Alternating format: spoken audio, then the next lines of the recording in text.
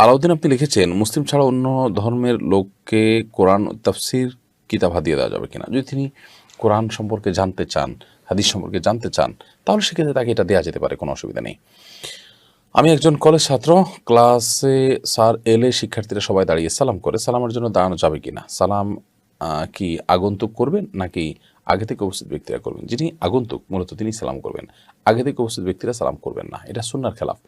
যদি আগন্তুক সালাম না করেন তখন সেক্ষেত্রে আগে থেকে উপস্থিত ব্যক্তি সালাম দিলে সালাম আদায় হয়ে যাবে এবং সব তারা পাবেন। বাট যিনি বাহির থেকে আসছেন উচিত হলো তার সালাম দেওয়া, এবং তিনি আসলে সবাই দাঁড়িয়ে যাবেন, এটি মুসলমানদের আদর্শ নয়, এটা অমুসলমানদের আদর্শ। নবী করিম সাল্লাল্লাহু আলাইহি ওয়াসাল্লাম সাধারণত কারো সম্মানার্থে এইভাবেই দাঁড়িয়ে যেতেন বা যেতে বলেছেন, কিংবা সাহাবায়ে কেরাম সেটি করতে, এরকম কোনো বর্ণনা কিন্তু পাওয়া যায় না। তবে এটা ঠিক যে কোনো ব্যক্তি আসলেন, তার সহযোগিতার জন্য দাঁড়াতে হচ্ছে, তাকে চেয়ার খালি করে দেওয়ার জন্য দাঁড়াতে হচ্ছে, তাকে বক্তব্যের জন্য অফার করার জন্য দাঁড়াতে হচ্ছে, সেটি ভিন্ন বিষয়। যদি এই বিষয়ে আরও বিশদ আলোচনা দরকার এবং এটা নিয়ে উলামায়ে কেরামের পক্ষে বিপক্ষে নানা মতও আছে, আমরা ইনশাআল্লাহ অন্য এক সময় এটা নিয়ে স্বতন্ত্র ক্লিপে কথা বলব। ইমাম নামাজে ভুল করলে সাধারণত আল্লাহু আকবার বলে লোকমা দেওয়া হয়, অনেকে বলে এটা ভুল, সুবহানাল্লাহ বলতে হবে। আপনার কাছে সঠিক মাসলা জানতে চাই। জি ভাই, আল্লাহু আকবার বলে লোকমা দেওয়াটা ভুল। নবী করিম সাল্লাল্লাহু আলাইহি সাল্লাম বলেছেন যে ইমামও যদি ভুল হয় তাহলে সেক্ষেত্রে পুরুষরা তাসবিহ পেশ করবে। আর তাসবিহ লির-রিজাল ওয়া তাসফিকু লিন-নিসা, আর মহিলারা এরকম হাতের তালুর সাথে অন্য হাতের পিঠকে বাড়িয়ে দিয়ে আওয়াজ করে ইমাম সাহেবকে বোঝানোর চেষ্টা করবেন যে আপনি কোথাও ভুল করেছেন, সেটা কারেকশন করেন। আর যদি পুরুষ হয় তাহলে সেক্ষেত্রে সুবহানাল্লাহ বলে উঠবে।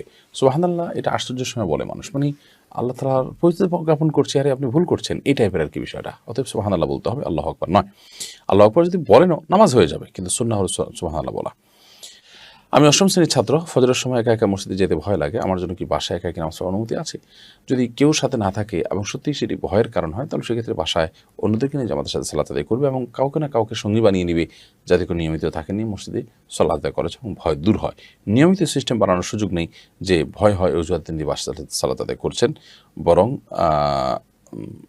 ভয় হলে অন্য কাউকে সাথে নিয়ে আপনি সালাত আদায় করবেন। হ্যাঁ, যদি এরকম লোক না থাকে তাহলে আপনি বাসায় নামাজ পড়লেন, হতে পারে সেটা আপনার জন্য জায়েজ এবং সেটা সীমিত সময়ের জন্য। আমি একজনের কাছ থেকে কিছু টাকা কিছু করে টাকা ধার নিয়েছিলাম। এখন কারো মনে নেই কত নিয়েছিলাম, কিভাবে পরিশোধ করব?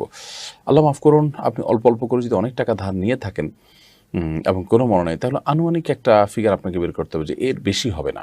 তাহলে সেক্ষেত্রে সেটা আপনি পরিশোধ করলে ইনশাআল্লাহ বিদিনিল্লাহ আপনি দায়মুক্ত হবেন। এরপর প্রশ্ন হলো, কাঠবিড়ালির মাংস খাওয়া কি হালাল? খরগোশের মাংসের হুকুম কি? কাঠবিড়ালি এবং খরগোশ এই দুইটার বিধান দুই রকম।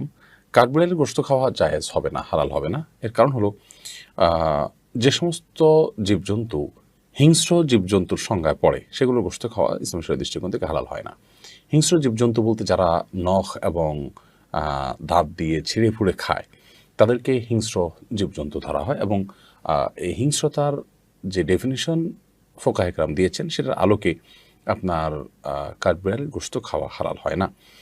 আর এর বাইরে খরগোশের গোশত এটিকে খাওয়া হালাল। নবী করিম সাল্লাল্লাহু আলাইহি ওয়াসাল্লাম যে খেয়েছেন, সাহাবায়ে কেরামকে খাওয়ার অনুমতি দিয়েছেন, বিধায় খরগোশ এর গোশত আমরা খেতে পারবো, কিন্তু কাঠবিড়ালির গোশত আমরা খেতে পারবো না। কাঠবিড়ালির সহ এই জাতীয় অনেক প্রাণী আছে যেগুলো মানে আমরা প্রচলিত অর্থে হয়তো হিংস্র নাও বলতে পারি, কিন্তু ফুকাহে কেরাম হিংস্রতার যে বা হিংস্র প্রাণী হওয়ার জন্য যে ডেফিনেশন দিয়েছেন তার মধ্যে এটি পড়ে যাওয়ার কারণে সেটি খাওয়া হালাল নয়।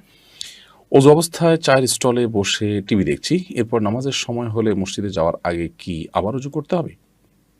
ওযু অবস্থায় চায়ের স্টলে বসে যদি আপনি টেলিভিশন দেখেন তাহলে এর ফলে আপনার ওযু ভাঙবে না। তবে টেলিভিশনে হারাম কিছু দেখে থাকলে সেটা আপনার ওযু ভাঙার চাইতে আরও বড় বিষয়, অর্থাৎ তাতে আপনার তাকওয়া ভাঙবে, গুনাহের কারণ হবে। তাই আল্লাহর কাছে আপনি ইস্তেগফার করবেন, ক্ষমা প্রার্থনা করবেন, এবং এর জন্য ওযু নয় বরং তওবা আপনাকে করতে হবে যদি গুনাহ কিছু হারাম কিছু দেখে থাকেন। তবে তারপরও হারাম কিছু দেখেছেন, এরপরে যদি আপনি ওযু করে সালাত আদায় করেন বা কোনো ভালো কাজ করেন, সেটা অধিকতর উত্তম এবং নিরাপদ, যেহেতু আপনি এটা গুনাহের কাজ করেছেন। ওযুর মাধ্যমে ছোট ছোট গুনাহগুলো আল্লাহ তাআলা মাফ করে দেন।